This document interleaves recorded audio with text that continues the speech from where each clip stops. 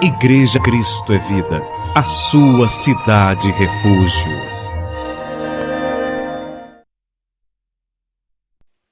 Em Romanos capítulo 1, versículo 16, o tema da mensagem é uma das verdades mais profundas, mais contundentes que Paulo proferiu. Eu não me envergonho do Evangelho. Eu não me envergonho do Evangelho. Romanos capítulo 1, versículo 16. E o maior dos apóstolos diz: pois não me envergonho do Evangelho, porque é o poder de Deus para a salvação de todo aquele que crê, primeiro do judeu e também do grego. Vamos orar, para que o Espírito Santo fale à igreja nesta noite de terça-feira. Oremos ao Senhor Deus agora. Senhor Jesus Cristo, nosso Deus e eterno Pai, já te louvamos, já te adoramos, já te bendizemos. E agora chegou aquele momento de nós ouvirmos a Tua voz que nos acalma, a Tua voz que nos guia, que nos orienta. Chegou o momento de nós recebermos o alimento da alma, o alimento do Espírito.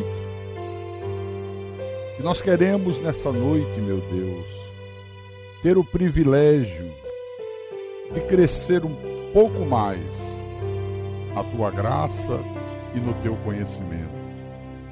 Fala à Tua igreja, fala ao Teu povo, fala aos Teus santos, aos Teus pequeninos, aos Teus escolhidos, aqueles que com mãos de misericórdia o Senhor conduziu a esse santuário, aqueles que o Senhor predestinou em amor, cujos nomes estão arrolados nos céus, inscritos no livro da vida do Cordeiro, desde antes da fundação do mundo.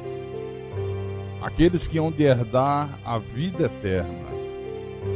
Aqueles que vivem nesse mundo como sal da terra e como luz.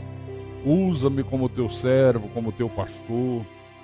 Dá-me a inspiração, a sabedoria, o vigor, para que eu possa proclamar a Tua palavra, para que eu possa anunciar as boas novas do Teu reino, para que o Teu nome seja glorificado, Senhor, e para que a Tua igreja seja fortalecida. Eu te peço em nome de Jesus, em nome do Senhor, e que todos que creem digam amém e amém. Diga graças a Deus. Meus irmãos, quando Paulo diz eu não me envergonho do Evangelho, nos dias de hoje isso soa muito estranho. Por que soa estranho? Porque quando se fala de evangelho nos dias que nós vivemos, via de regra, a primeira coisa que surge na mente das pessoas que estão dentro das igrejas é que evangelho são os relatos que estão lá nos livros de Mateus, Marcos, Lucas e João. Falou de evangelho, as pessoas pensam na cura do cego de Jericó, a cura da mulher hemorrágica. Falou de evangelho, elas se lembram do endemoniado gadareno sendo liberto de uma legião de demônios. Pedro andando por cima das águas ao encontro de Jesus. Falou de evangelho, elas se lembram quando Jesus multiplicou 5 pães e 2 peixes e alimentou uma multidão de mais de 20.000 pessoas. Ou então, o que vem à mente delas é o sermão da montanha, a parábola do semeador, a parábola do rico e Lázaro. Então, via de regra, é isto que se imagina nos dias de hoje que é evangelho. Falou em evangelho, as pessoas pensam que é isso aqui. Veja que as pregações que são feitas, tanto nas igrejas como nos programas de rádio dito evangélico, nos programas de televisão, são sempre desses relatos que estão contidos aqui em Mateus, Marcos, Lucas e João. Você ouve na televisão, o cara diz, vamos abrir a Bíblia em João, em Mateus, em Marcos e Lucas. Aí vamos ver o que é que o Evangelho diz. Aí lê sobre o milagre de Jesus. Vai num culto de uma igreja, é a mesma coisa. Por isso que se convencionou, se tradicionalizou chamar Mateus, Marcos, Lucas e João de evangelhos. Na realidade não são evangelhos, são livros escritos por homens de Deus, homens inspirados pelo Espírito Santo, que apresentam à igreja um relato minucioso do ministério terreno de Jesus Cristo, como se fosse 4 biografias. Não passa disso. Evangelho, no sentido que Paulo empregava o termo nas suas epístolas, incluía todas as verdades que ele havia recebido da boca do Cristo ressuscitado, que é o Evangelho para a igreja, e que ele teve a missão de revelar ao povo de Deus. Esse era o sentido do termo que Paulo usava, Evangelho. Ai de mim se não anunciar o Evangelho. Ai de mim se não proclamar essa verdade que eu ouvi, essa verdade que eu aprendi. Você quer ver? Volte um pouco atrás, em Atos dos Apóstolos. Está bem pertinho aí. No capítulo 26 de Atos, versículo 15 e 16. Ele conta o encontro que ele teve com Jesus no caminho de Damasco, e ele diz, então eu perguntei, quem és tu, Senhor? Ao que o Senhor respondeu, eu sou Jesus a quem tu persegues, mas levanta-te e firma-te sobre os teus pés, porque por isto te apareci, para te constituir ministro e testemunha, tanto das coisas em que me viste, como daquelas pelas quais te aparecerei ainda. A gente compreende melhor isso aqui quando a gente abre em Gálatas capítulo 1, versículo 11 e 12. Ele diz à igreja da Galácia, faço-vos, porém, saber, irmãos, que o evangelho, olha, ele não diz ele diz, o evangelho por mim anunciado não é segundo o homem, porque eu não o recebi, nem aprendi de homem algum. Eu não aprendi de Pedro, não aprendi de João, não aprendi de Mateus, não aprendi de Lucas, não aprendi de nenhum líder da religião judaica, não aprendi num seminário teológico, não aprendi numa faculdade de teologia, mas mediante revelação de Jesus Cristo. Então, o evangelho para a igreja, que é um evangelho único, está contido aonde? Nas 14 epístolas de Paulo. Não é em Mateus, Marcos, Lucas e João. Está contido aqui nas 14 epístolas de Paulo. São os mistérios revelados de Deus. A verdade plena de Deus revelada para a igreja. São verdades que até aquele momento de Deus revelar a Paulo, Deus não havia revelado a homem nenhum. Paulo foi o escolhido para receber a revelação plena da verdade. Aprove a Deus soberanamente escolher Paulo para isso. Então, a partir do momento que ele recebe de Deus a revelação, tudo mudou na vida deste homem. Há uma mudança extraordinária na vida deste homem. A sua maneira de proceder muda. A sua crença na religião judaica muda. Na tradição dos seus pais. Tudo isso sai definitivamente da vida de Paulo depois da revelação do Evangelho da graça de Deus. Tudo sai da vida dele, muda tudo, é uma mudança da água para o vinho. Ele diz isso aqui, no versículo 13. Vamos ler o 13 e o 14. Olha como ele diz. Porque ouviste qual foi o meu proceder outrora no judaísmo, como sobremaneira perseguia eu a igreja de Deus e a devastava. E na minha nação, quanto ao judaísmo, avantajava-me a muitos da minha idade, sendo extremamente zeloso das tradições de meus pais. Quer dizer, esse homem era um fanático religioso. Esse homem não via a igreja de Deus como igreja, mas como um movimento diabólico, demoníaco, uma seita herética. Irmãos, Igreja de Jesus Cristo, só uma ação sobrenatural de Deus podia abrir o entendimento desse homem para essas verdades divinas. Só uma ação sobrenatural de Deus poderia ter aberto o nosso entendimento para essas verdades divinas. Senão, não íamos entender nunca. Cada um de nós ia continuar onde estava, onde sempre esteve. Teve que ser uma ação sobrenatural de Deus. Aqui no versículo 15, ele diz: quando, porém, ao que me separou antes de eu nascer, e me chamou pela sua graça, olha, ele agora já não cria mais no livre-arbítrio. Ele agora já entendia que ele foi chamado pela graça de Deus. Foi Deus que graciosamente o escolheu. Não foi ele que escolheu Jesus, não foi ele que aceitou Jesus. Aprove revelar seu Filho em mim, para que eu o pregasse entre os gentios, sem detença, sem perda de tempo. Não consultei carne e sangue, não consultei a minha lógica, não consultei os teólogos da época para saber se era verdade, se não era verdade. Não subi a Jerusalém para os que eram apóstolos antes de mim, mas parti para as regiões da Arábia e voltei outra vez para Damasco. Sabe o que ele está dizendo aqui, o apóstolo? Paulo está dizendo à igreja da Galácia: olha, toda esta mudança que vocês viram que aconteceu na minha vida, tudo isso aconteceu depois que Deus revelou seu Filho em mim. Essa é a causa.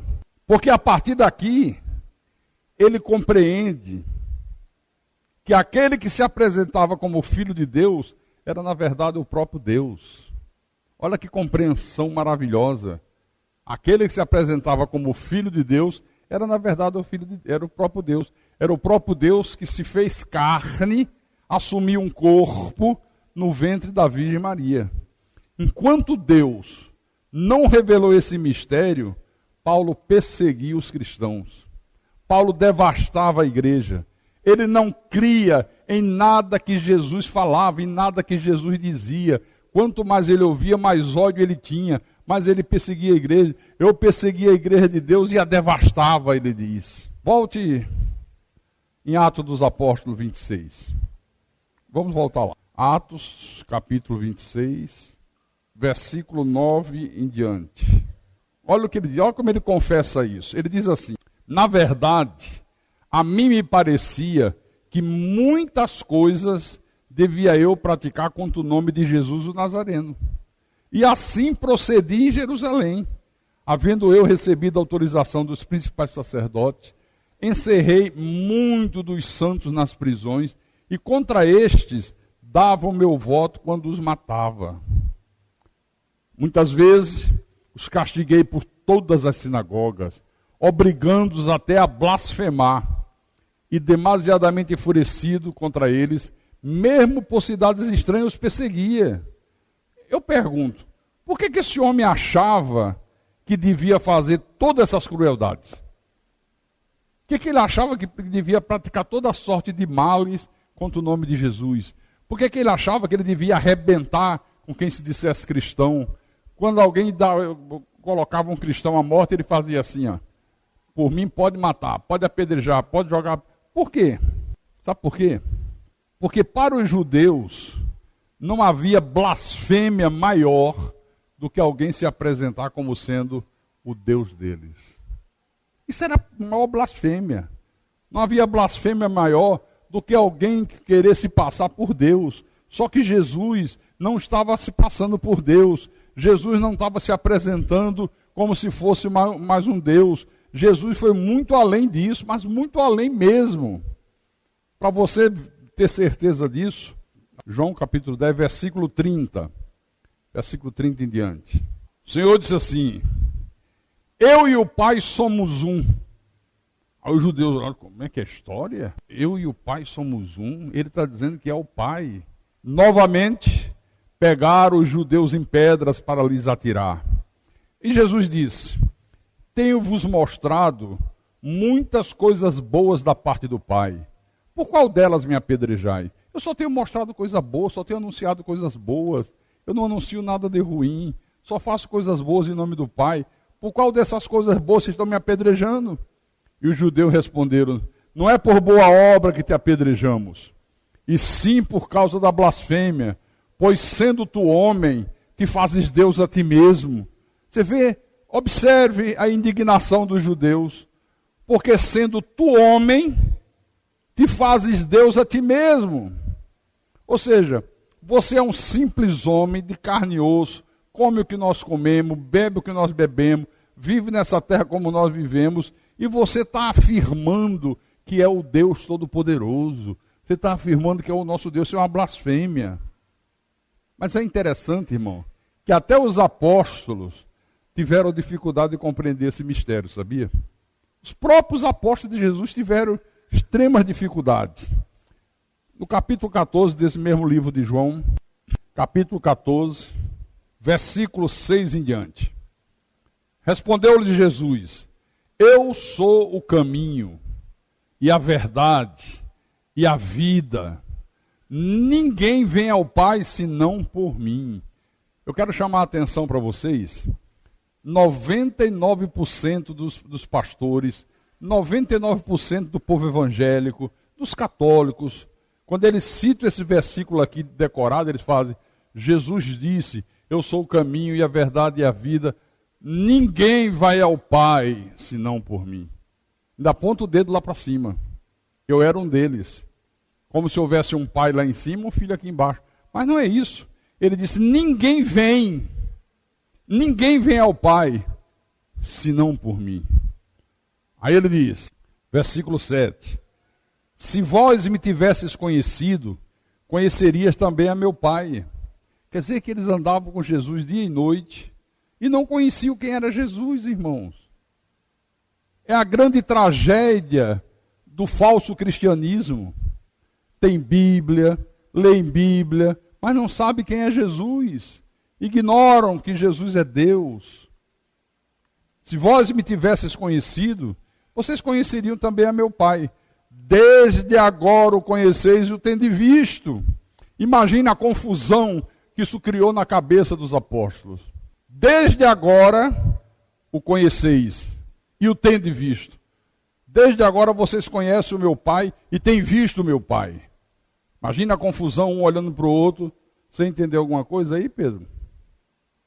Ele disse que desde agora nós temos conhecido o Pai dele e temos visto o Pai dele. Cadê o Pai dele? Procura esse Pai, onde é que ele está? Alguém viu aí? João, você deu uma olhada ali, olha atrás daquela pedra, olha atrás daquela moita. Eu não estou entendendo onde é que ele está. Ele disse que desde agora nós o conhecemos, que desde agora nós o temos visto, está aqui. Aí, Filipe replicou: Senhor, mostra-nos o Pai, e isso nos basta. O que é a curiosidade, né? A curiosidade não é fácil não, viu? Olha, chega, não aguentamos mais. Mostra-nos o Pai e nós estamos satisfeitos. Não queremos saber de mais nada, isso já é suficiente para a gente. A curiosidade de saber como é que ele diz que desde agora nós o vimos, que nós o conhecemos, como é que pode, que mistério é esse? Aí Jesus responde a Filipe: Filipe, há tanto tempo estou convosco e não me tens conhecido. Há tanto tempo eu estou com vocês, dia e noite, operando milagres, ensinando verdades, fazendo coisas prodigiosas, e vocês não têm me conhecido, vocês não sabem ainda quem eu sou. Quem me vê a mim, Filipe, vê a segunda pessoa da Trindade. Hã? Mas não é assim que a igreja ensina? Resumir o Jesus a segunda pessoa de uma Trindade falsa? Não, Jesus diz: quem vê a mim, vê o Pai. Como que você diz para mim, mostra-nos o Pai? Como é que você faz uma pergunta dessa, rapaz? Me mostra o Pai, como se existisse um Pai em outro lugar, em outra esfera. Tremendo isso aqui, né? Quer dizer que só pode compreender a verdade de Deus se for mediante revelação de Deus. Você chega aí para a turma aí fora, ensina, mostra na Bíblia, o sujeito fica dá um nó no cérebro e ele não compreende. Diz: não, isso é heresia. Ah, não pode. Não, eu creio em 3. Eu creio num Pai, num Filho e no Espírito Santo. como três pessoas distintas, três pessoas separadas. Por isso que a crença é que Deus está sentado no trono, aí Deus um dia mandou o filho, vai lá embaixo, faz a tua obra. O filho veio, expulsou o demônio, curou o doente, ensinou algumas verdades eternas, mataram o filho, colocaram coroa de espinho na cabeça, arrebentaram com ele. Aí o pai disse, sobe para cá.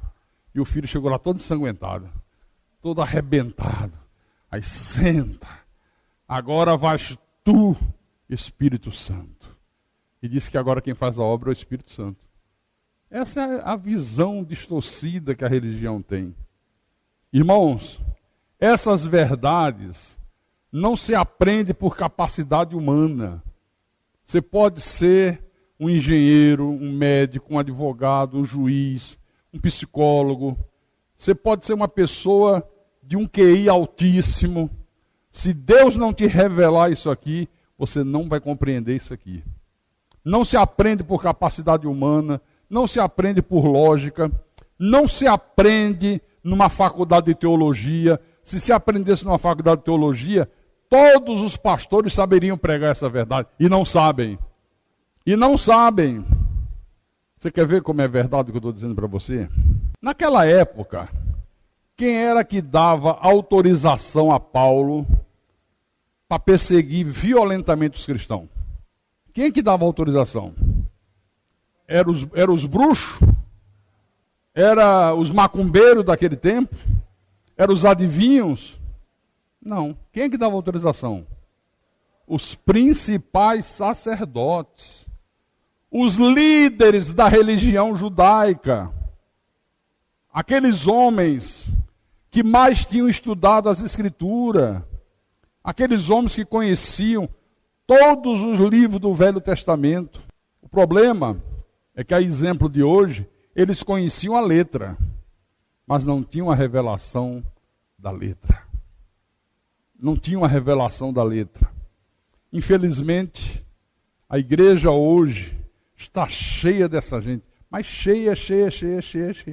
Gente com título de pastor, de apóstolo, doutor em divindade, PhD, ThD. É tanto título que essa gente usa, mas que não tem a revelação de Deus. Não tem revelação de Deus de nada. Manipulam as pessoas, enganam as pessoas, iludem as pessoas. Ao invés de cristianizar as pessoas, eles estão cretinizando as pessoas. Vou repetir, ao invés de cristianizar as pessoas, eles estão cretinizando as pessoas. É só você observar o dia a dia. Você vira para um lado, aí um está dizendo lá, não pode cortar cabelo, não pode a mulher pintar unha, não pode o homem usar uma bermuda, não pode usar batom, não pode usar maquiagem, a mulher não pode usar calça comprida, o homem não pode jogar um futebol. Vira para o outro lado, tem outro lá. Tem que fazer corrente, tem que dar R$1.000, tem que mandar R$900 para o pastor de televisão, tem que participar de uma fogueira santa, tem que vender teus móveis, venda teu carro, venda tua casa, dê tudo que Deus vai te abençoar. Está aí. Você vê que dá pena. As pessoas vivem se degladiando. Quem é batista não se dá com quem é presbiteriano. Quem é presbiteriano não se dá com quem é da Assembleia. Quem é da Assembleia não se dá com quem é da Deus é Amor. Quem é da Deus é Amor não se dá com quem é da Universal. Quem é da Universal... Olha, é uma verdadeira guerra. É um verdadeiro Talibã. É uma verdadeira Síria. Com vários estados islâmicos. Na religião do Brasil é isso que está acontecendo hoje.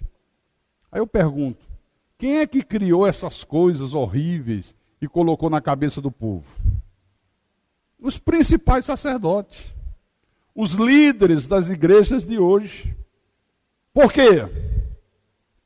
Porque eles não têm a revelação de Deus. Sem revelação de Deus, não tem jeito, irmãos. Veja o que diz Mateus capítulo 11, versículo 25 em diante. Abra aí.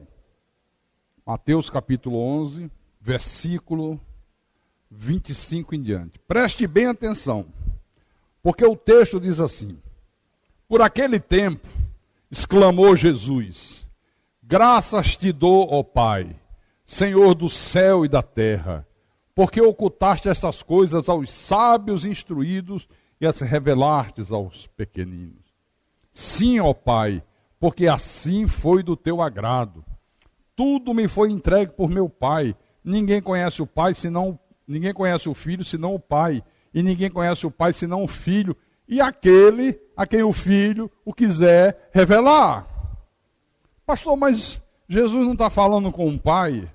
Jesus era 100% homem, 100% a sua natureza humana, aquele corpo, aquele ente santo que foi gerado no ventre da Virgem, é o que a Bíblia chama o Filho de Deus, porque não foi resultado de uma relação sexual entre José e Maria. Foi gerado miraculosamente pelo próprio Deus. Ali era o Filho. Paulo diz, nele habita corporalmente toda a plenitude da divindade. Aleluia. O Filho sentia sono, sede, frio. O Filho morreu. Eu pergunto, Deus morre? Deus sente fome? Deus sente sede? A natureza humana. Então, é a natureza humana falando com a natureza divina. A carne falando com o Espírito. Tudo me foi entregue por meu Pai. Ninguém conhece o Filho, senão o Pai. E ninguém conhece o Pai, senão o Filho. E aquele a quem o Filho quiser revelar. Então o Filho quis revelar a Paulo todos os mistérios, toda a verdade. Tudo aquilo que até então Deus não tinha revelado a homem algum, foi revelado ao apóstolo Paulo. Paulo recebe de Deus as boas novas para a igreja. Tudo aquilo que você precisa saber para você ter um relacionamento perfeito com Deus, para você viver uma vida sobremodo excelente, Jesus revelou a Paulo.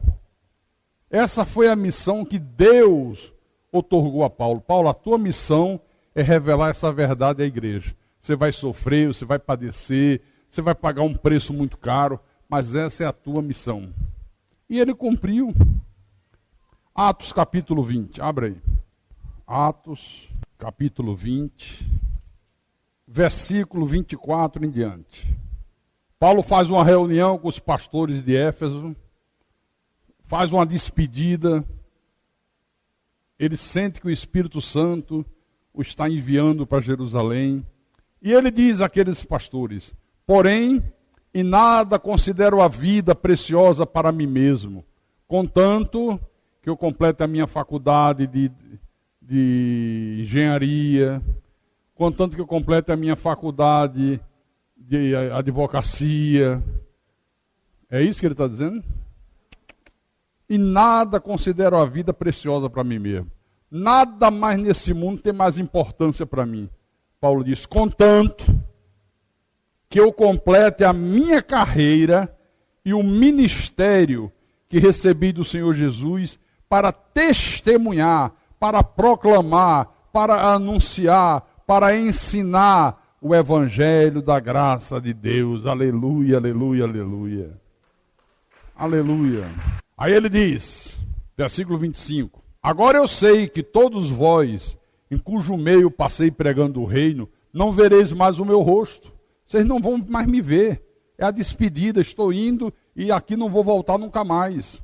Portanto, eu vos protesto no dia de hoje, que estou limpo do sangue de todos, porque jamais deixei de vos anunciar todo o desígnio de Deus. Aleluia. Olha, estou limpo do sangue de vocês. O que acontecer com vocês de ruim, Deus não vai cobrar de mim. Se vocês fizerem coisas erradas, se vocês tiverem atitudes erradas, se vocês fizerem coisa contrária a Deus, estou limpo do sangue de vocês. Porque eu jamais deixei de vos anunciar todo o desígnio de Deus. O que é que significa todo o desígnio de Deus? Toda a verdade divina. Eu anunciei tudo. Graças a Deus. Nós aqui da Cristo é Vida podemos dizer, estou limpo do sangue de vocês. Que jamais deixamos de vos anunciar todo o desígnio de Deus, toda a verdade de Deus. Aqui você ouve a verdade. Doa a quem doer, custe o que custar. Você pode não gostar, mas você ouve. Amém? Versículo 31. Portanto, vigiai. lembrando-vos de que por 3 anos, noite e dia, não cessei de admoestar com lágrimas a cada um. Agora, pois, encomendo-vos ao Senhor e à palavra da sua graça, que tem poder para vos edificar e dar herança entre todos os que são santificados. Aleluia. Quer dizer, Paulo ensinou durante 3 anos, noite e dia, admoestou as pessoas, chorou pelas pessoas, se compadeceu das pessoas. Está aqui. Ele disse, agora, vocês estão entregues à palavra da sua graça, que é a única que tem poder para vos edificar e para dar herança. Não existe outra. Só existe ela, só o evangelho da graça de Deus. Pastor, quer dizer que essas multidões que não dão a mínima para o evangelho da graça de Deus, que vivem no oba-oba espiritual, que vivem aí sendo manipulados por homem inescrupuloso, por homem perverso e mal, está todo mundo condenado ao inferno? Tá. É duro, né? Mas não é duro, não. Se você se lembrar das palavras de Jesus, que disse, muitos são chamados, poucos os escolhidos. Que aqui tem pouca água. Aqui tem muita água ou pouca? Hã? É, muita, meio copo, né? Ó, tá só meio copo, hein? Se tivesse cheio, você também ia dizer muita. Meio ainda tem muita. Muito ou pouca? Olha a diferença. Olha a diferença. Muitos são chamados, poucos os escolhidos. Poucos os que são de Deus. Poucos os que Deus predestinou em amor. Poucos os que são ovelha. Poucos os que creem na verdade. Amém? Agora, pois, encomendo-os ao Senhor e a palavra da sua graça, que tem poder para vos edificar e dar herança entre todos que são santificados. Mas aqui no versículo 29, é interessante, né? Que ele disse assim para eles, eu sei que depois da minha partida, entre vós penetrarão lobos vorazes que não pouparão o rebanho. Eu pergunto, irmãos amados, igreja de Jesus Cristo, quem são esses lobos vorazes que Paulo se refere? Olha, eu sei, estou convencido disso. Deus já me convenceu que depois da minha partida, entre vós penetrarão lobos vorazes, que não vão poupar o rebanho. Quem são esses lobos vorazes? É o falso cristão, é o falso pastor, é o falso profeta, é o anticristo, é o filho da perdição, é o filho do diabo. São aqueles que Pedro disse, movidos por avareza, farão comércio de vós com palavras fictícias. Terrível, né? Olha, vão se levantar lobos vorazes, vão penetrar no meio de vocês. Lobos vorazes. Gente com aparência de cristão, gente com Bíblia debaixo do braço, gente se dizendo convertido e fazendo suas diabolices no meio da igreja, não poupa o rebanho, dando em cima das mulheres, sejam elas casadas ou solteiras, sendo desonestos, comprando e não pagando, gente depravado, gente que não vale um vintém furado. Está aqui, ó. Aí no versículo 30, ele diz mais, e que dentre vós mesmos se levantarão homens falando coisas pervertidas para arrastar os discípulos atrás deles. Se levantarão homens falando coisas pervertidas. Com que objetivo? Arrastar os discípulos atrás deles. Essa semana alguém disse para mim assim, pastor, lembra aquele irmão que congregou com a gente, que agora está lá não sei aonde? Eu digo, sei. Olha, ele posta no Facebook a foto lá do falso pastor, diz, agora eu encontrei o pastor verdadeiro. Eu digo, pois é. Se eu tivesse feito vista grossa, deixasse ele pegar quantas mulheres ele quisesse da igreja, canta uma, canta outra, canta a terceira, canta a quarta, vai na casa de uma, vai na casa de outra. As coisas que eu sei, estaria aqui até hoje. Agora, senão, agora eu encontrei o pastor verdadeiro. Está aqui, ó. Então, a igreja de Jesus Cristo, ao longo dos séculos, Carlos Augusto, ela foi se afastando do Evangelho, foi se afastando dessas verdades eternas que Paulo recebeu do Cristo ressuscitado. Os lobos vorazes, como Paulo havia predito, se introduziram no meio das ovelhas e estão devorando as ovelhas. Isso aqui já se cumpriu. Você vê que se levantam homens dentro da própria igreja, distorcendo a verdade de Deus, permeando a igreja de heresia. Fala mal de um, fala mal de outro, fala do pastor, fala do outro pastor, fala do diácono, fala de fulano, fala de Beltrano, sai da igreja, aí diz, tudo lá é puxa-saco, tudo lá é do diabo, eu sou o santo. E causa um estrago danado. Agora eu pergunto, por que você acha que Paulo disse, eu não me envergonho do evangelho? O que é eu não me envergonho do evangelho? Eu não me envergonho da verdade. Eu não me envergonho de ser perdoador. Eu não me envergonho de ser marido de uma só mulher. Eu não me envergonho de amar minha mulher como Cristo amou a igreja. Eu não me envergonho de detestar o mal. Eu não me envergonho de pregar a verdade, mesmo que o mundo inteiro fique contra mim. Eu não me envergonho de sofrer pela causa de Cristo. Eu não me envergonho de viver aquilo que Jesus mandou que eu vivesse. Eu já disse aqui algumas vezes, cristianismo não é uma religião de aparência, é uma religião de atitudes. Lá vem um irmão. Como é que você sabe que é um irmão? Olha a roupa, olha a saiona. Lá vem um irmão em Cristo. Por que você sabe que ele é irmão em Cristo? Olha a Bíblia debaixo do braço. Se eu fosse contar as histórias que ao longo dos anos eu já passei, você sabe onde eu encontrei mais gente perversa? Dentro dos templos. Você sabe onde eu mais encontrei gente canalha? Gente com Bíblia debaixo do braço. Gente dizendo a paz do Senhor, irmão. Que é o que a Bíblia diz, o joio no meio do trigo. Então já naquele tempo, havia muita gente que se envergonhava do evangelho. Se envergonhava de viver a verdade de Deus. Não tem sido diferente hoje, irmão.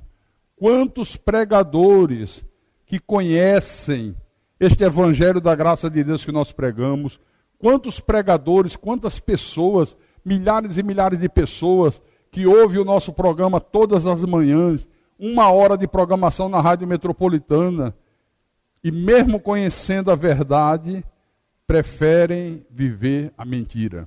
Preferem ser elogiados pelos homens. Preferem desfrutar dos benefícios da religião dos homens do que da glória de Deus. Quantos? Quantos? Eu conheço os montes. Quando eu era da seita universal, todos os dias eu era procurado por pessoas querendo ser pastor.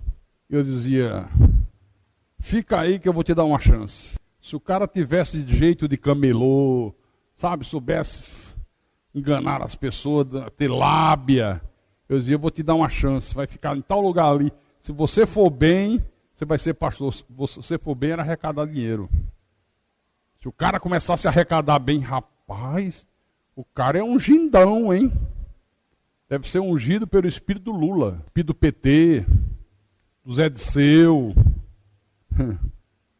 Era assim. Depois que eu passei a pregar o evangelho da graça de Deus, no início ainda vieram. Quando viram que a história era outra, não aparece um. Não aparece, só que eles dizem, pastor Carlos é muito radical. Pastor Carlos agora é metido a besta. Tudo dele é com Bíblia. Não, vai ser com revista Playboy. Vai ser com Bíblia, não. Irmãos, quem é predestinado, quem é ovelha, não pode agir de outra maneira. Ele abraça a verdade. Ele rompe com a mentira.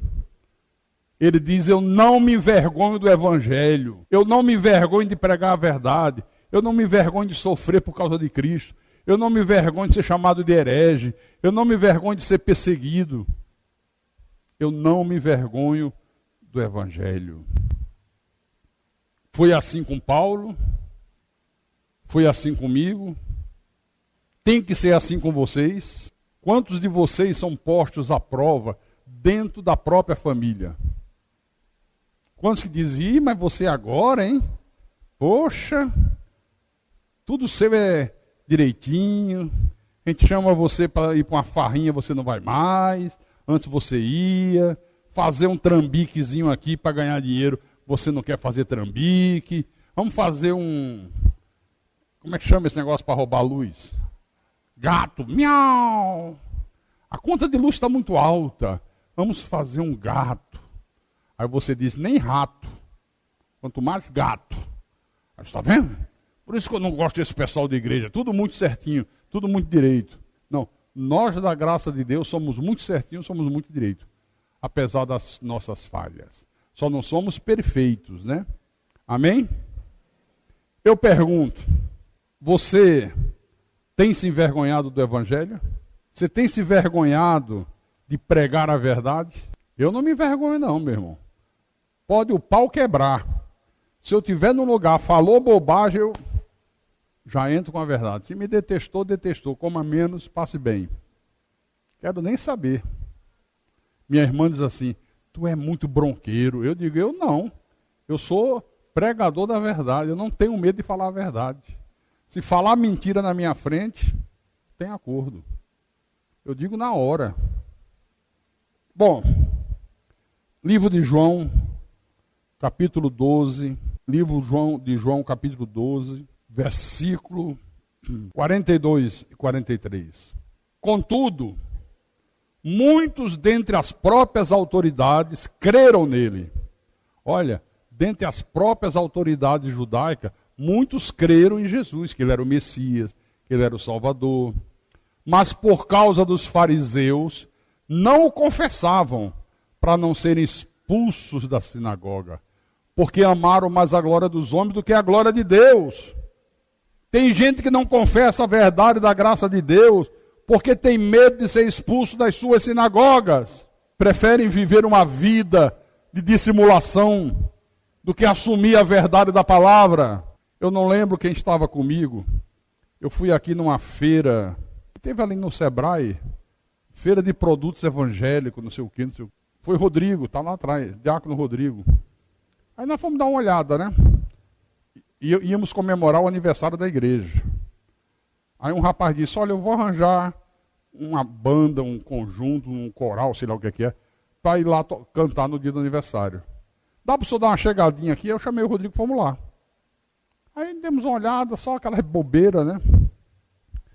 E onde eu passava, a pastorzada olhava de cima a baixo, assim, fazia, virava as costas para mim. Não era assim, Rodrigo? Parecia que eram dois leprosos, né? Quando olhavam para a gente, ixi, ixi. Aí depois, sentamos para tomar um suco, para depois ir embora. Aí chega um rapaz, um homem. Ô, pastor Carlos Magno, como é que vai o senhor? Graça e paz. Eu digo, graça e paz. Eu digo, você é lá da igreja? Não. Como é que você me conhece? Não, porque eu já estive lá, já congreguei uns dias lá. E por que você não está mais? Não, sabe o que é, pastor? É que na igreja que eu congrego, eu sou o líder dos jovens, né? Não foi mais ou menos assim, Rodrigo? Hã? Ah, sou professor da escola dominical. Ah, o senhor sabe como é que é, né? Lá eu tenho prestígio, o pastor gosta de mim, a mulher do pastor me elogia, os irmãos me respeitam, ele é o professor da escola dominical. Ah, o senhor sabe, né, pastor? Eu não posso sair, não posso sair. E eu dei vontade de cuspir na cara. Tanto nojo. Está aqui, ó. Preferiram amar a glória dos homens do que a glória de Deus. Mas eu dou graças a Deus, meus irmãos, porque Deus tem levantado homens e mulheres que não se envergonham do Evangelho. Que não se envergonham do Evangelho. Gente que tem o mesmo espírito de Paulo, a mesma coragem de Paulo, a mesma abnegação de Paulo, o mesmo amor que Paulo teve pela verdade de Deus. E por isso Deus o escolheu. O sistema religioso está aí caído. Não é sal da terra, não é luz do mundo, porque não tem pessoas que tenham a intrepidez de Paulo, a coragem de Paulo, que pregue a verdade, que creiam no que a Bíblia diz. Não tem. Fala em predestinação, o sujeito diz heresia. Fala que o homem não tem livre-arbítrio, o cara diz é verdade, você está me mostrando na Bíblia. Mas a igreja que eu congrego não crê assim. E você serve à igreja ou você serve a Deus? Você serve a um movimento religioso ou você serve ao Deus Todo-Poderoso? Como é que pode? João capítulo 20, versículo 19. Olha que coisa interessante, ok? Ao cair da tarde daquele dia, o primeiro da semana, trancadas as portas da casa onde estavam os discípulos, com medo dos judeus, veio Jesus, pôs-se no meio deles e disse: paz seja convosco. Como é que os discípulos estavam? Jesus foi preso, foi crucificado na cruz, morto, sepultado, trancados dentro de casa. Com medo de quem? Com medo dos judeus. E olha que nessa época aqui, eles não pregavam sequer sobre a ressurreição. Como seria então, se eles já tivessem recebido a incumbência de pregar que o fim da lei é Cristo? Que toda aquela parafernália da lei acabou, findou, que agora era uma nova aliança de melhores e superiores promessas. Como é que seria? Trancados dentro de casa com medo dos judeus. Tem gente que tem medo de abrir a boca e falar da graça de Deus, com medo dos parentes, com medo dos vizinhos, com medo do outro que é pentecostal, com medo de fulano, com medo de Beltrano. Está aqui, ó. Até Pedro, né? Que era tão intrépido, teve um período no seu ministério que teve medo de assumir a verdade da graça. Até Pedro. Pedro. Deixa eu mostrar uma coisa aqui. Abra em Gálatas. Gálatas capítulo 1, versículo 18. Paulo diz: decorrido 3 anos da revelação da graça, dele ter tido um encontro com Jesus no caminho de Damasco, eles então subi a Jerusalém para avistar-me com Cefas. Cefas é Pedro. E permaneci com ele 15 dias. Que privilégio, hein? Imagina, 15 dias, Paulo junto com Pedro, ensinando a Pedro, mostrando a Pedro: olha, Pedro, eu estou assim transformado porque eu tive um encontro com Jesus no caminho de Damasco. O Cristo ressuscitado me apareceu. Ele me revelou tudo isso para eu pregar para a igreja. E começou a falar para Pedro. Aí no capítulo 2, versículo 1 e 2. 14 anos depois, subi outra vez a Jerusalém com Barnabé, levando também a Tito.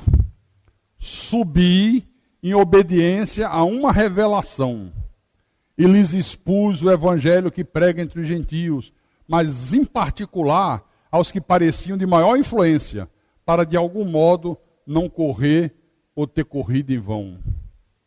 Olha que coisa. Subi em revelação, em obediência a uma revelação, em obediência à ordem de Deus.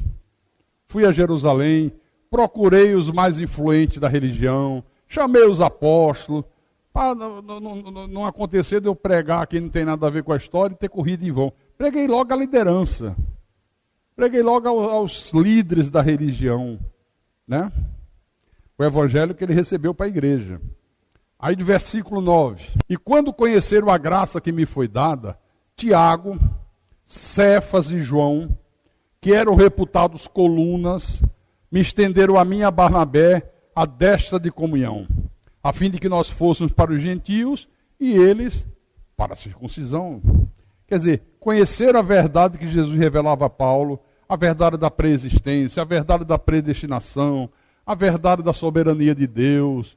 Paulo ensinou a eles sobre a existência nesse mundo das duas sementes, o joio e o trigo, os vasos de honra e os vasos de desonra, a deidade de Cristo, que Jesus é Deus, que a lei findou, que estava estabelecida uma nova aliança, que na cruz do Calvário Jesus nos libertou do império das trevas, que ele colocou os demônios em algemas eternas. Toda essa verdade ele passou. Amarrou o valente, né? E o que é que aconteceu? Gálatas capítulo 2, versículo 11. Quando, porém, Cefas veio a Antioquia, resisti-lhe face a face, porque se tornara repreensível, que estava tendo um comportamento errado. Que comportamento errado era esse? Com efeito, antes de chegarem alguns da parte de Tiago, alguns da lei, comia com os gentios. Enquanto não chegava ninguém da lei, ele recebia o alimento da graça. É verdade, irmão. Tu és um abençoado. O maligno não nos pode tocar. Na cruz do Calvário, Jesus derrotou o diabo, colocou os demônios em algemas eternas. Nosso nome está inscrito no livro da vida, desde antes da fundação do mundo. O maligno não nos pode mais tocar, enquanto não tinha ninguém por perto. Porém, quando chegaram, afastou-se e por fim veio a apartar-se, temendo-os da circuncisão. Quando chegou a turma da lei, ele já se afastou. Saiu de fininho, deixa eles lá com a graça e veio para cá. E por fim, perna para que te quero, com medo dos da lei. Olha que comportamento errado. Versículo 13. E também os demais judeus dissimularam com ele, a ponto de o próprio Barnabé ter se deixado levar pela dissimulação deles. Quer dizer, apesar de tudo que Paulo havia ensinado, Pedro não estava agindo corretamente. Paulo disse, eu vou chamar a atenção desse caboclo face a face, na frente de todo mundo. No versículo 14. Quando, porém, vi que não procediam corretamente, segundo a verdade do Evangelho, disse a Cefas, na presença de todos. Pedro era o quê? Apóstolo. Disse a Cefas na presença de todos, vem cá, se sendo tu judeu, vives como gentio e não como judeu, por que você obriga os gentios a viverem como judeus? Que confusão é essa, rapaz? Que maneira de proceder é essa? Se você, sendo judeu, não vive como judeu, por que você obriga os gentios a viverem como judeu? Você por baixo do pano é uma coisa, na frente dos judeus, você é outra. Não procediam corretamente segundo a verdade do Evangelho. Uma dissimulação violenta, uma covardia tremenda, somente para agradar os líderes da religião judaica. Você entende por que eu, às vezes, sou tão inflexível, que um caboclo aqui, frequentou um tempo aqui, procurador de justiça, advogado, procurador, todo demonstrando interesse no Evangelho da graça de Deus. Vinha ele, vinha a mulher, vinha as filhas. Ficou aqui uns 3, 4 meses, né? Quando é um dia, eu recebo queixa que ele ficava dando em cima das mulheres. Bastava saber que alguém estava desempregada, que ele dizia, vá sábado no meu escritório, eu tenho um emprego para você. A mulher ia lá e ele... Aí me disseram. Aí estava ele, a mulher, as filhas, e diziam, ó, está acontecendo isso. A pessoa que está fazendo isso está aqui. Está olhando para mim. Não vou dizer quem é. Se repetir, eu vou dizer na hora do culto, na frente da mulher e dos filhos. Ele veio mais 2 cultos depois, ó. Perna para que te quero, esse pastor é doidão. Aqui o que Paulo fez. Irmãos, nós não fomos chamados por Deus para viver uma vida de dissimulação. Nós fomos chamados por Deus para viver a palavra. Jesus disse, vós sois o sal da terra. Vocês são a luz do mundo. Essa é a nossa missão, essa é a tua missão, essa é a minha missão. Ou você tem coragem para assumir isso, ou você está no lugar errado. Na verdadeira igreja de Jesus, tem que ter coragem. Tem que ser fiel à verdade, tem que ser fiel à palavra. Só para a gente terminar. Vamos lá em 1 Timóteo. 1 Timóteo capítulo 4, versículos 6 e 7. Olha o que Paulo disse a Timóteo, que era um jovem pastor de uma igreja em Éfeso. Encontraram? Primeira epístola de Paulo a Timóteo, capítulo 4, versículos 6 e 7. Ele disse, expondo estas coisas aos irmãos. Que coisas? As verdades. Aquilo que Jesus revelou a ele. Serás bom ministro de Cristo Jesus, alimentado com as palavras da fé e da boa doutrina que tem seguido. Mas rejeita as fábulas profanas e de velhas caducas. Exercita-te pessoalmente na piedade. Aí mais adiante, na segunda epístola de Paulo a Timóteo, no capítulo 2, versículo 1 e 2, ele diz: Tu, pois, filho meu, fortifica-te na graça que está em Cristo Jesus. E o que da minha parte ouviste, através de muitas testemunhas, isso mesmo transmite a homens fiéis e também idôneos para instruir os outros. Quando esta palavra da graça não é transmitida a homens fiéis e idôneos, o resultado é terrível, é catastrófico. Eles escondem a verdade, eles pervertem a verdade, eles alimentam o povo com mentiras. Por isso que você vê tanta gente dentro das igrejas sofrendo as pampas.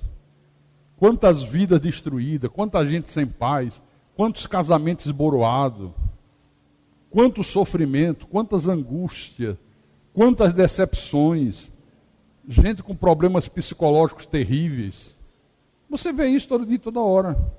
Por quê? Por causa do diabo? Não. Por falta de conhecimento. Por falta de conhecimento da verdade. Amém? Então a tua função, a minha função, é proclamar a verdade. Foi para isso que o Senhor nos chamou.